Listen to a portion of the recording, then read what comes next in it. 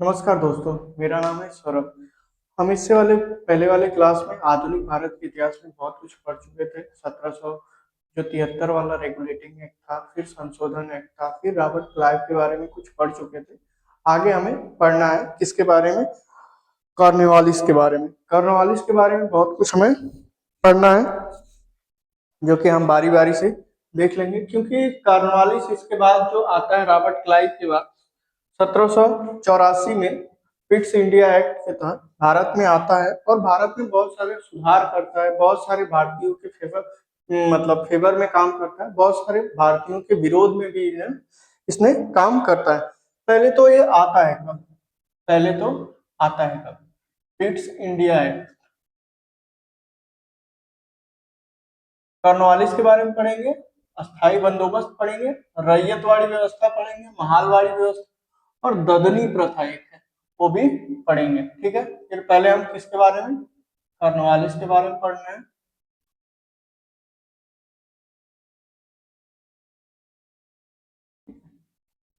Cornwallis के बारे में पढ़ रहे हैं, जो कि भारत में आता है और काम बहुत सारे करते हैं। जैसे यह आता कब है?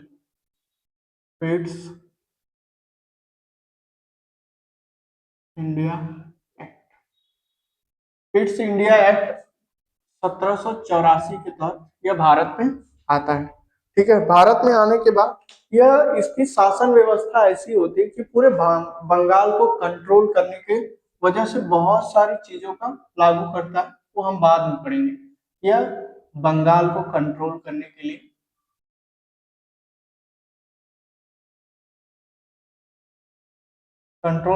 बहुत सारी प्रथाएं यह लागू करता है। फिर इसके बाद इसे आधार रखता है पूरे मतलब जो ब्रिटिश साम्राज्य है उसका पूरा आधार रखने वाला व्यक्ति कौन होता है? कॉर्नवालिस।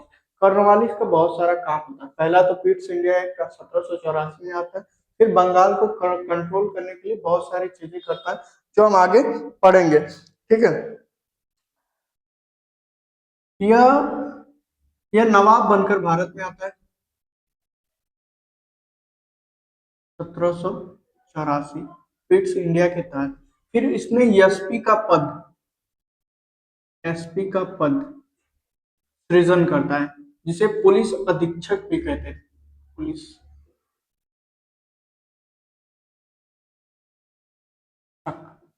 पुलिस अधीक्षक पद का सृजन करता है। पुलिस अधीक्षक पद का, जैसे वर्तमान में आईपीएस की हम परीक्षा देते हैं, यूपीएससी का परीक्षा देकर आईपीएस बनते हैं, तो इसी प्रकार यहाँ पे इसमें एसपी का पद पूरे मतलब क्षेत्र को कंट्रोल करने के लिए एक एसपी होना चाहिए, उसके पद का सृजन करता है। फिर बोर्ड ऑफ कंट्रोल व्यापारिक गतिविधियों के लिए, आगे वाले क्लास में मैंने पीछे वाली क्लास में आपको बताया था board of control, board of director के बारे में। तो अगर आपने वो वीडियो नहीं देखा है, पहले वो वीडियो देख ले। व्यापारिक कंट्रोल बोर्ड ऑफ कंट्रोल का गठन करता है। बोर्ड ऑफ कंट्रोल का तात्पर्य है जो व्यापारिक गतिविधियां थी उसको काम करने के, और बोर्ड ऑफ कंट्रोल का गठन करता है। बोर्ड ऑफ डायरेक्टर जो थे वह राजनीतिक कार्यों को संचालन करने के लिए वह काम करते थे, और नागरिकों के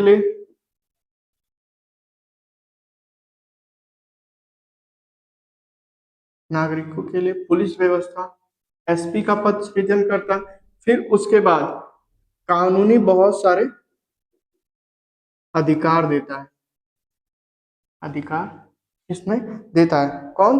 लॉर्ड लॉर्ड कॉर्नवालिस के काल में इतने सारे बहुत सारे काम किए गए, जिसमें से इन्होंने बहुत सारे काम किया। जैसे बंदोबस्त व्यवस्था की शुरुआत की। बंदोबस्त व्यवस्था में शुरुआत करने के बाद बहुत सारे इन्होंने काम किया, लगभग इतना हमें काम इसके बारे में याद रखना है। पहली बात तो पिट्स इंडिया 1784 के तहत भारत में प्रवेश करते हैं, बंगाल को कंट्रोल करने के लिए बहुत सारी नीतियों को लागू करते हैं। फिर वह नवाब बन के 1784 में आते हैं, सॉरी गवर्नर बनकर गवर्नर बनकर गवर्नर बनकर भारत में 1784 में आते हैं। फिर एसपी के पद का सृजन करता है, पुलिस अधीक्षक जिसे कहते हैं। फिर उसके बाद व्यापारिक गतिविधियों के लिए बोर्ड ऑफ कंट्रोल का गठन करता है। फिर नागरिकों के लिए एसपी के तहत बहुत सारे कानूनों को बनाता है, जिससे भारत में उनको अधिकार मिल पाए। दूसरा हमें किसके बारे में पढ़ना है, रैयत सॉरी भूमि अस्थाई बंदोबस्त के बारे में। भूमि अस्थाई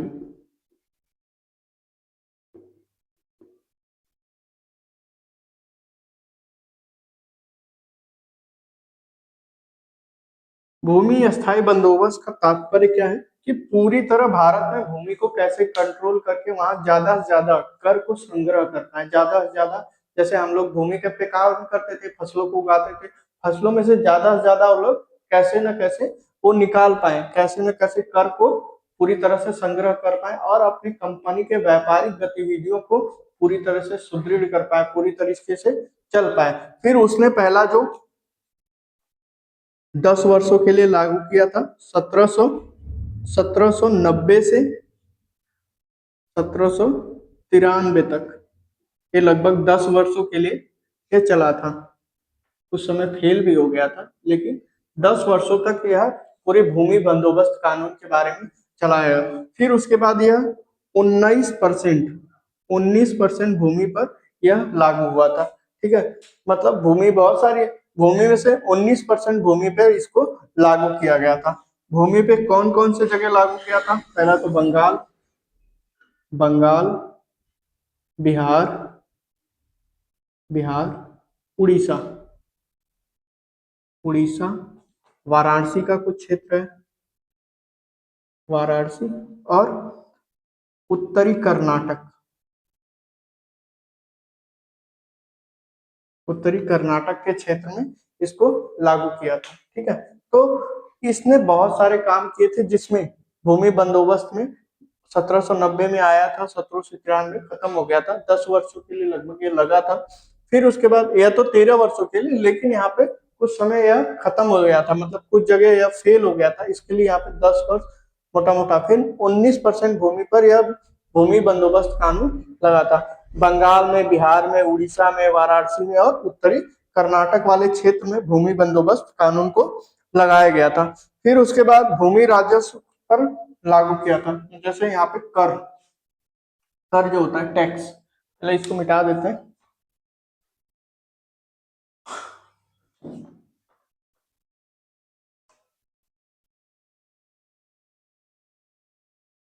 यह मूल तो क्या करने के लिए, यह टैक्स, टैक्स कर, कर लेने के लिए यह कानून लाया गया था। ज्यादा से ज्यादा टैक्स लेंगे तो अपने व्यापारिक गतिविधियों को अच्छी तरीके से लोग क्या करेंगे, सुदृढ़ कर पाएंगे, पूरा कर पाएंगे। इसीलिए इन्होंने यह टैक्स का एक प्रावधान किया, टैक्स लेने की यह इनकी पद्धति थी। ठीक है, यह 10/11 भाग में यह लेते थे, यह कंपनी को जाता था, किसको, कंपनी को। और एक भाग जो है, 1/11 भाग जो है, तब एक भाग किसको, जो भूमि से कर वसूली करता था। ये बहुत खराब प्रथा थी। वसूली करने का मतलब ज्यादा से ज्यादा जितना वसूल कर सके उसमें से कितना, 1% भाग उसको और 10% भाग कंपनी को चला जाता था। ठीक है, 10 भाग कंपनी का, 11 में से 10 भाग कंपनी को और एक भाग जो वसूल करने वाला व्यक्ति था। इससे क्या बढ़ी, जमींदारी प्रथा धीरे धीरे बढ़ने लगी, जमींदारी प्रथा बढ़ने लगी और पूरे भारत को इससे उन्होंने कंट्रोल करने लगे, पूरे भारत को कंट्रोल करने के लगे। और सूर्यास्त का नियम काम करता था इसमें, सूर्यास्त का, सूर्यास्त का नियम काम करता था। सूर्यास्त का नियम का मतलब यह है कि सूर्यास्त के समय, सूर्यास्त से पहले अगर जो भी उसका कर नहीं दे पाता था, जो भी टैक्स नहीं दे पाता था, उसका क्या हो गया, उसका भूमि पूरी तरीके से खत्म कर दिया जाता था, उसकी पूरी जो भूमि है उससे छीन लिया जाता था। तो यह कानून जो थी, भूमि बंदोबस्त कानून, जिसे जमींदारी प्रथा भी कहते हैं, जमींदारी प्रथा, जमींदारी प्रथा। ठीक है, तो यह कब आया गया, 1790 में, 1793 तक चला। इसमें कौन लेके आया था, लॉर्ड कॉर्नवालिस ने।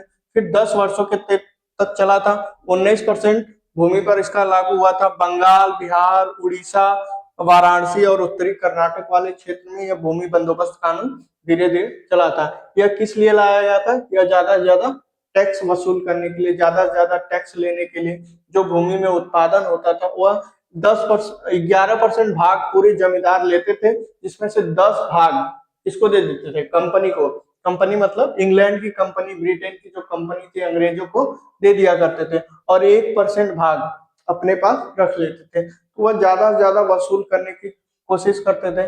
फिर इससे क्या हुआ कि जमींदारी प्रथा धीरे धीरे बढ़ने लगी। जब धीरे धीरे बढ़ने लगी तो शोषण होने लगा। किसका? जो जमीन के मालिक थे, किसान थे, उनका धीरे धीरे शोषण। और ये जमींदारी कोई बाहर के व्यक्ति नहीं था, बल्कि भारतीय था जो ज्यादा से ज्यादा टैक्स लेता था। तो भारतीय लेकर के टैक्स किसको देता था? जमींदार को देता था, अरे मतलब कंपनी को देता था। फिर सूर्यास्त का नियम, अगर सूर्य को अस्त होने में, मतलब अगर कोई टैक्स नहीं देता था तो उसके जमीन से उसे क्या कर दिया जाता था? जमीन से उसे बर्खास्त कर दिया जाता था। ठीक है, तो इसे जमींदारी प्रथा धीरे धीरे भारत में प्रचलित होने लगी, भारत धीरे धीरे भारत में बढ़ने लगी। यह काफी खराब था, इसने शोषण किया भारतीयों का, बहुत ज्यादा शोषण किया। फिर दूसरा जो है अस्थाई बंदोबस्त, जिसे हम जमींदारी प्रथा भी कहते हैं, ये तो हमने पढ़ लिया।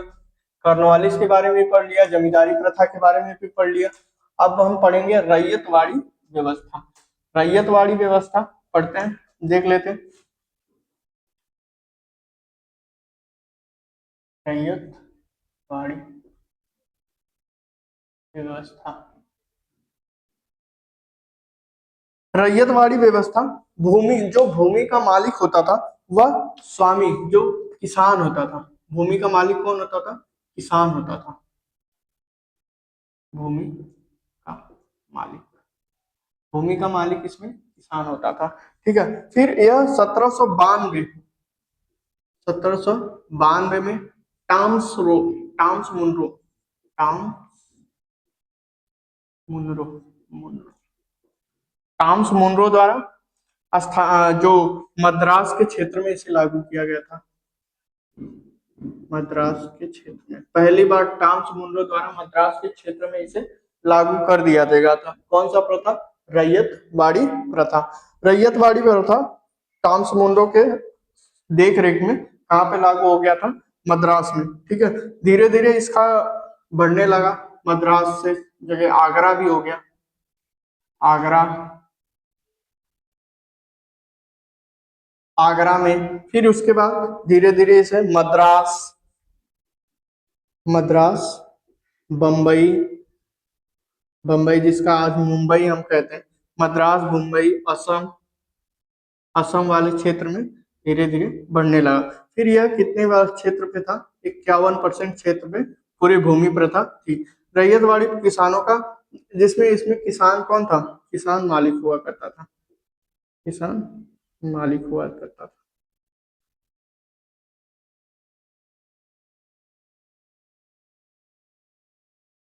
यह ज्यादा, मतलब यह ज्यादा से ज्यादा भूमि पे हुआ। 19% भूमि पे था, यह कितने? 51% भूमि पे था। तो यह ज्यादा अच्छा था भारतीय के लिए, क्योंकि इसमें मालिक जो होता था किसान होता था। हालांकि इसमें भी टैक्स लिया जाता था, इसके द्वारा, ब्रिटेन के द्वारा इसमें भी टैक्स लिया जाता था। टैक्स डायरेक्ट किसको दिया जाता था?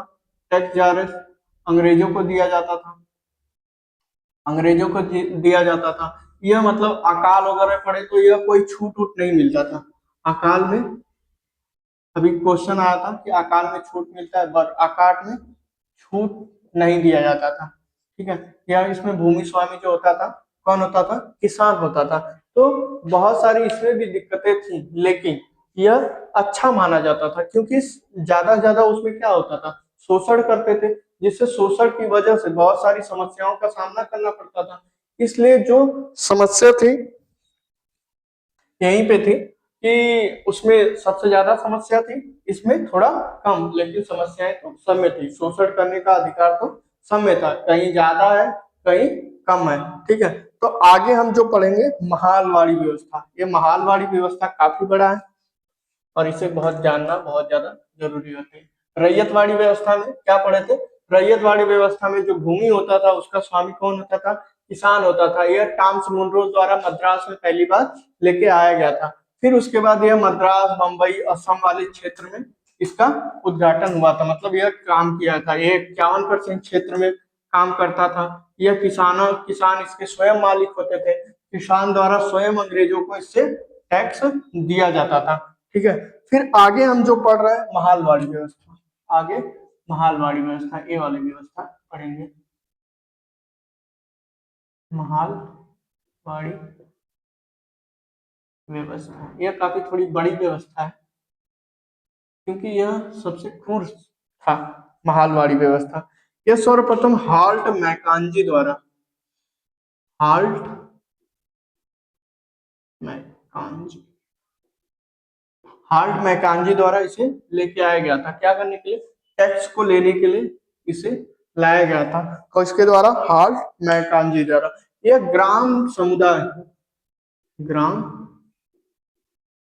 समुदाय, ग्राम समुदाय जो होता था इसमें सामूहिक अधिकार होता था। ग्राम समुदाय का सामूहिक सामूहिक अधिकार।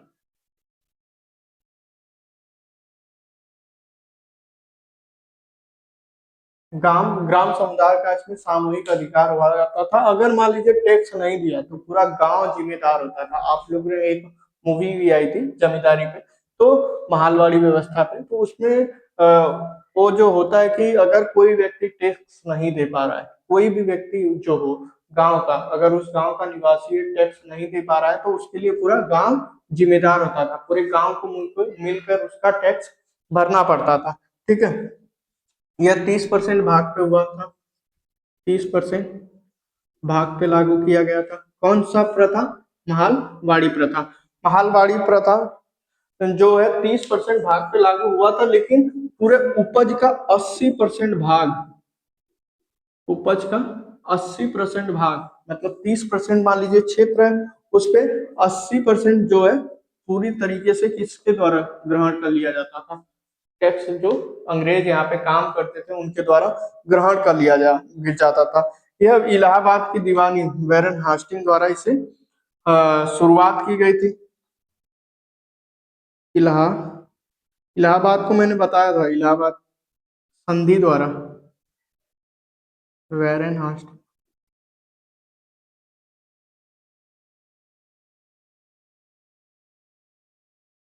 इसकी शुरुआत की गई थी, शुरुआत किया गया था।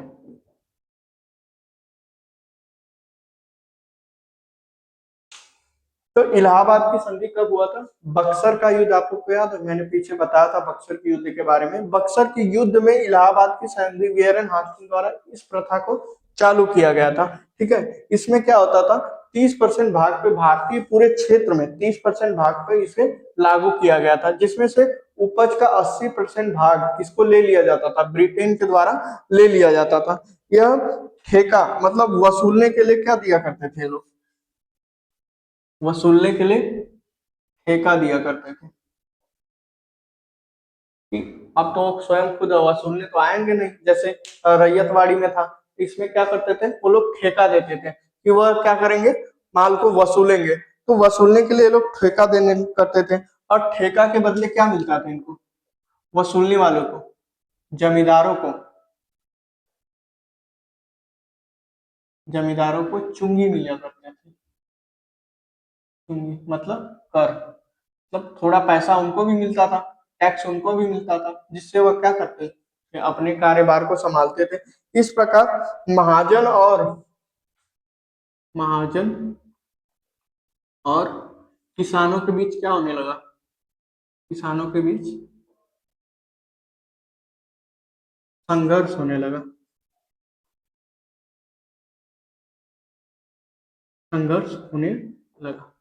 क्यों? क्योंकि ज्यादा से ज्यादा वो लोग टैक्स वसूलते थे, और इसी प्रकार जमींदारी प्रथा धीरे धीरे इसकी शुरुआत होने लगी हर क्षेत्रों में। ठीक है, तो यह धीरे धीरे किसका शोषण करने लगे? धीरे धीरे किसानों का शोषण करने लगे। किसानों का शोषण करने लगे। किसानों का ज्यादा शोषण करने लगे और उसके तहत पूरे जमींदारी प्रथा को चालू करने के बाद यह किसानों का ज्यादा शोषण करने लगे। यह कहीं कहीं ना कहीं कंपनी असफल हो गई, मतलब यह हर जगह वसूल नहीं पाते थे। वसूलने की वजह से असफलता का सामना करना पड़ा। बहुत सारे क्षेत्रों में असफलता का सामना करना पड़ा। ठीक है, तो इसमें इसी टाइम हो गया था औद्योगिकरण। ऐसे कुछ उपज जो फसल ऐसे कुछ फसल का उत्पादन किया जाता था, फसल का ऐसे उत्पादन किया जाता था जो कि इंग्लैंड के लैंड में कच्चे माल के लिए काम आए। कच्चे माल के लिए, कच्चे माल का तात्पर्य है कि इंग्लैंड में इसी समय हो गया था कौन सा क्रांति, औद्योगिक क्रांति। औद्योगिक औद्योगिक क्रांति की हो गई थी शुरुआत। जब औद्योगिक क्रांति की हो गई थी शुरुआत, उद्योग कैसे चलेगा, कच्चे माल से। तो कच्चे माल कहाँ से लाते थे लोग, भारतीयों को शोषण करने के बाद कच्चे मालों का उत्पादन करने लगे और धीरे धीरे कंपनी का जो है क्या होने लगा, धीरे धीरे कंपनी का व्यापार बढ़ने लगा। लेकिन कुछ व्यक्ति थे, जैसे कंपनी में जो काम करने वाला व्यक्ति था, जो कंपनी में काम करने वाला व्यक्ति था, वो तो बहुत ज्यादा पैसा कमा लिया, लेकिन कंपनी धीरे धीरे कहाँ पहुंच गई, धीरे धीरे नीचे आ गए। क्यों? क्योंकि जब औद्योगिक क्रांति में वहां पे उद्योगों का विकास हुआ और यहाँ से क्या करते थे, कच्चे माल को सामान लेकर, मतलब जो व्यक्तिगत मालिक थे कंपनी में काम करते हुए, शाम दिन भर काम करते थे कंपनी के लिए, शाम को अच्छी अच्छी चीजें, मतलब दिन भर काम करने के बाद उनसे बोलते थे कि ये अच्छी चीजें हमें रख देना, हम कहाँ लेके जाएंगे, इंग्लैंड लेके जाएंगे। और अच्छी चीजें जो थी उसको इंग्लैंड लेके जाते थे और इंग्लैंड में बेच करके काफी अच्छा मुनाफा कमाते थे। लेकिन कंपनी को अच्छा मुनाफा नहीं मिलता था क्योंकि उनको खराब माल, कम माल मिलता था, इसलिए कंपनी का मुनाफा धीरे धीरे कम होने लगा। लेकिन उसमें जो काम करने वाले व्यक्ति थे उनका मुनाफा धीरे धीरे बढ़ने लगा औद्योगिक क्रांति की वजह से। और इससे कंपनी को ऋण लेना पड़ा। ऋण कहाँ से, वहां की जो संसद थी वहां से बोला कि हमें कंपनी को चलाने के लिए ऋण, लेकिन कंपनी की माली हालत खराब हो गई। और लेकिन इसमें काम करने वाले जो अमीर थे वो धीरे धीरे बहुत विकास करने लगे, बहुत संपन्न होने लगे, इसलिए कंपनी की माली हालत पूरी तरीके से खराब हो गई और बहुत सारे समस्याओं का सामना करना पड़ा। इसी सब कारण से अकाल आया बंगाल वाले क्षेत्र में। आप लोग को याद है कि बंगाल वाले क्षेत्र में अकाल आया था। बंगाल वाले क्षेत्र में आने की वजह से बहुत सारी दिक्कतें, बहुत लोग भुखमरी से मर गए, बहुत लोग को फांसी लगा के मरना पड़ा, बहुत सारी समस्याओं का सामना करना पड़ा। यह अकाल लगभग 1866 में आया था। 1866 से 67 के बीच में अकाल आया था और बहुत सारे लोग की मृत्यु हुई, बहुत सारे भूखमरी का सामना करना पड़ा, भूखमरी का सामना करना पड़ा। इससे धीरे धीरे जमींदारी और किसानों के बीच संघर्ष संघर्ष बढ़ने लगा। जब संघर्ष बढ़ने लगा तो अनेक समस्याएं आएंगी, जिससे कंपनी से बहुत ज्यादा दिक्कतों का सामना करना पड़ा और धीरे धीरे कंपनी क्या करी, मैंने बोला कि ऋण लेना पड़ा। कहाँ से? ऋण के लिए ऋण के लिए वह क्या करते हैं कि वहां की जो संसद है उसमें ऋण लेने के लिए कंपनी कहती है, लेकिन कंपनी के लोग तो बहुत अमीर हो गए थे। इससे हो जाए चालू हुआ, वहां पे समस्याएं आने लगी और वहां पे लोग कहने लगे कि कंपनी की माली हालत तो खराब हो गई। और सीधी तरह से 1813 में कंट्रोल कर लेता है वहां के, पूरी तरह से संसद भारत को कंट्रोल करने लगता है इसी ऋण के कारण। और एक था जिससे कंपनी ज्यादा से ज्यादा लाभ तो नहीं कमा पाई, लेकिन जो उसमें काम करने वाले व्यक्ति थे वो ज्यादा से ज्यादा लाभ कमाए। ठीक है, तो ये सब इस महालवाड़ी व्यवस्थाओं में चालू किया गया था। पहली बार लॉर्ड हाल्ट मैकांजी द्वारा लेके आया गया इसको, महालवाड़ी व्यवस्था को। इसमें ज्यादा से ज्यादा टैक्स जो वसूल करने के लिए लाया गया था। यह ग्राम समुदाय पूरी तरह से सामूहिक रूप से इसका जिम्मेदार होता था कि अगर कोई टैक्स नहीं दे पाता है तो ग्राम समुदाय मिल करके उस व्यक्ति का टैक्स देते थे। फिर उसके बाद 30% भाग पे इसको लगाया गया था, मतलब पूरी भूमि के 30% भाग को पर इस माहलवाड़ी व्यवस्था को लगाया गया था, जो कि उपज का 80% भाग कौन वसूल लेते थे? कंपनी वाले। अब बताओ 80% भाग जब कंपनी वाले वसूल लिया करते थे तो भारतीयों को क्या मिलेगा? कुछ नहीं, लगभग 20% में जीवन यापन कैसे हो पाएगा इतने बड़े क्षेत्र के लोगों का? तो नहीं हो पाता था। तो इलाहाबाद की संधि में बैरन हास्टिंग द्वारा शुरुआत किया गया। क्या? बैरन हास्टिंग द्वारा इस प्रथा को चालू किया गया कि यह प्रथा चलेगा। और इलाहाबाद की संधि में, इलाहाबाद की संधि बक्सर के युद्ध के बाद, मैंने वो पिछले वाले वीडियो में बताया है प्लासी और बक्सर के युद्ध के बारे में। यह ठेका देने का, वह खुद वसूलने के लिए तो जाएंगे नहीं, वह ठेका देने लगे। किसको? जमींदारों को। जमींदारों को जब ठेका देने लगे तो ज्यादा से ज्यादा जमींदारी क्या वसूलने लगे? चुंगी वसूलने लगे, टैक्स लेने लगे। और ज्यादा से ज्यादा टैक्स लेने को महाजन और किसान के बीच संघर्ष बढ़ने लगा। जब महाजन और किसान के बीच संघर्ष बढ़ने लगा तो समस्याएं बढ़ने लगेंगी और संघर्ष बढ़ने लगा। वही 1857 में उभर कर सामने आता है। ठीक है, फिर किसानों का शोषण बहुत ज्यादा ये लोग करने लगे। असफल, बहुत क्षेत्रों में ये असफल हो गए, क्योंकि ज्यादा से ज्यादा जब वसूली नहीं कर पाते थे तो असफलता का कारण भी इसे माना जाता है। इसी समय इंग्लैंड में हो गया था औद्योगिक क्रांति। इंग्लैंड में औद्योगिक क्रांति, जिससे काम करने वाले जो व्यक्ति थे वो ज्यादा से ज्यादा मुनाफा कमा पाते थे, लेकिन कंपनी में जो काम करने वाले व्यक्ति थे वो कम मुनाफा कमा पाते थे।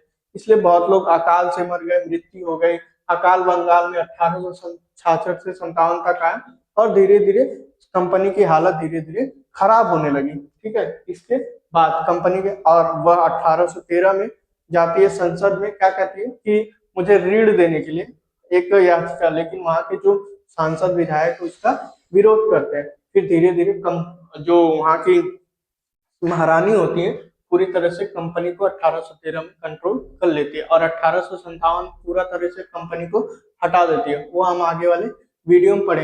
एक पॉइंट रह गया इसमें, ददनी व्यवस्था। और ददनी व्यवस्था क्या होता है इसके बारे में हम देख लेते हैं।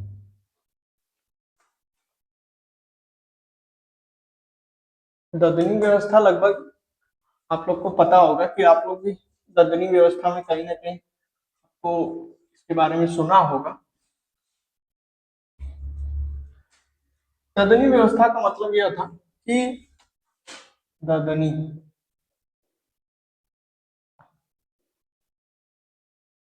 ददनी व्यवस्था यह था कि कंपनी जो थी ना, कंपनी के जो व्यक्ति कंपनी में काम करते थे वह क्या करते थे, ज्यादा से ज्यादा सामान किसी व्यक्ति को क्या करते थे, आप सामान ज्यादा से ज्यादा वसूल, मतलब उत्पादन करो। उत्पादन करने के लिए एक समय देते थे, समय देते थे। और जब उस समय पे कोई भी काम पूरा नहीं कर पाता था, जब समय पर काम पूरा नहीं कर पाता था तो उस व्यक्ति को क्या करना पड़ता था? बेगारी करना पड़ता था। बेगारी करना पड़ता था। अब पूरी तरह से बेगारी का मतलब, जैसे प्राचीन मध्यकालीन समय में बेगारी किया जाता था, बिना किसी पैसे के उसको काम करना पड़ता था उसकी जगह। तो यह ददनी व्यवस्था का मतलब है। ददनी व्यवस्था का बहुत से ज्यादा से काम दे देना, लेकिन काम समय पे पूरा नहीं होगा तो उससे एक एग्रीमेंट साइन कराया जाता था। एग्रीमेंट साइन करने के बाद बेगारी उससे व्यक्ति से कराया जाता था पूरी तरह, बिना किसी पैसे के, बिना किसी रोक टोक के वह बेगारी करते थे और उनको पैसा भी नहीं मिल पाता था। इसी प्रकार हमने ये क्लास पूरी तरीके से खत्म कर दिया। आगे वाले जो क्लास में हम पढ़ेंगे ब्रिटिश साम्राज्यवाद। ब्रिटिश साम्राज्यवाद जहां से पढ़ना है, जैसे वाणिज्य व्यवस्था। वाणिज्य व्यवस्था में 1757 से 1813 तक यह पूरे वाणिज्यिक व्यवस्था कैसे तरह से कंट्रोल करता। फिर उसके बाद मुक्त व्यापार 1813 से 1857 तक पूरी तरह से भारत में, क्योंकि औद्योगिक क्रांति हमने देखा कि औद्योगिक क्रांति चालू हो गया था तो यहाँ ज्यादा से ज्यादा क्या करेंगे, टैक्स लेंगे, ज्यादा से ज्यादा वहां से मुक्त व्यापार यहाँ से करने लगे। फिर उसके बाद वित्तीय साम्राज्यवाद 1858 में, जब 1857 की क्रांति हो जाती है तो वित्तीय साम्राज्यवाद का भारत में आ जाता है, क्योंकि महारानी पूरी तरह से भारत को 1858 में पूरी तरह से कंट्रोल कर लेती है। तो ये सब हम अगली वाले क्लास में पढ़ेंगे। अगर वीडियो पसंद आएगा शेयर करिएगा, लाइक करिएगा। धन्यवाद।